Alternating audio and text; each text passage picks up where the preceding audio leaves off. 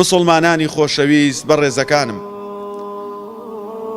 تەمەنی باش و پڕخێر خوای پەروەردگار عەتای ئەکا بە هەندێک لە بەندەکانی کە خۆشی ئەوێن و کە خۆی ئەیەوێ خێریان پێوەیە. بۆیە بەڕاستی زۆر گرنگە من و تۆی مسلمان بەردەوام بپاڕینەوە لە خوای پەروەردگار تەمەنێکی پڕخێر و بەرەکەتمان بەنسیب بکات، تەمەنێکمان بەنسیب بکە کە عاقیبەتەکەی شەهادەی لا ئیلاهە ئیلا الله بێت، عاقیبەت خێری بێت. کاتێک کە ئەگەڕێینەوە بۆ لای خوای پەروەردگار ڕووسپی بین، نەوەکو هەڵەشە و هەر کێشێ دێتە ڕێمان تەمەنای مردن بکەین و بەردەوام ڕوحمان لەسەر دەستمان بێ لەگەڵ ئەمەکە ئاژاوە بکەین و لەگەڵ ئەوەکە ئاژاوە. جا دنیا چییە؟ ئەو پەڕی فیشەکێکت پێوانن، ئەو پەڕی دەقەیەکە و گیانە دەرەچێ. نا، چکەم دوای مردن سەرەتای ژیانێکی تازەیە. ئینسانی عاقڵ ئەبێ بزانێت ئەم تەمەنە دەسمایەی تووە.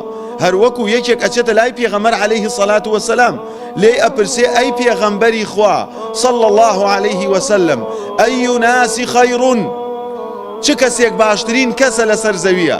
چ مرۆڤێک باشترینەکانە؟ فەرمووی من طال عمره وحسن عمله، هەر کەسێ تەمەنی درێژ بێت و خێردار بێت، نەوەکو تەمەنی درێژ بێت شەهادەکەی بەرزتر بێت پارەی زۆرتر بێت، تەمەنی درێژ و پڕخێر بێ. هەل لە دوای ئەوە فەرمووی فەئەی ناسی شەڕون، ئەی چ کەسێک هەیە خراپترین خەڵک بێ؟ فەرمووی من طال عمره وساء عمله، هەر بەرامبەر ئەوەیش کەسێکەوە تەمەنی درێژە و تەمەنی شەڕدارە. ئێستاکە زۆر کەسەیە دوو گەنجەڵە پۆڕێنەیەکە یەکێکیان بە تەمەنەکان ئەڵێ ئەی بۆ فشێکێکردنە ناپێوە سڵحەکەمان بۆتە کرد، هەی لەو عاقیبەت شەڕە.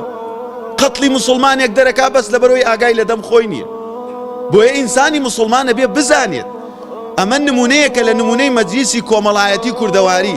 ئەی بۆ پڕشەقت نەکرد خۆیمە ڕیشتبینە ڕۆیمان سڵحەکەمان بۆتە کرد، ئەی بۆ نەتکوشت، ئەی بۆ وات لێ نەکرد. ئەوە عاقیبەت خێریە؟ ئەوە تەمەنی درێژ و پڕخێرە؟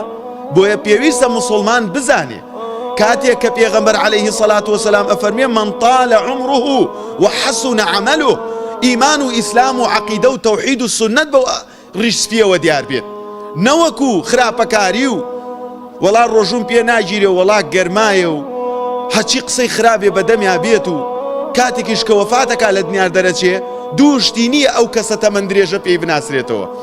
ئەمەیە عاقیبەت شەڕی. عاقیبەت خێریش هەر کەسێک کە تەمەنی درێژ ئەبێ و ئەهلی خەیرە و ئەهلی مزگەوتە و ئەهلی سڵح و مەسلەحەتە و دەست ئەهێنێ بەسەر گەنجەکانە و نەسیحەتی خێرانەکە، ئەوەیە تەمەنی پڕخێر.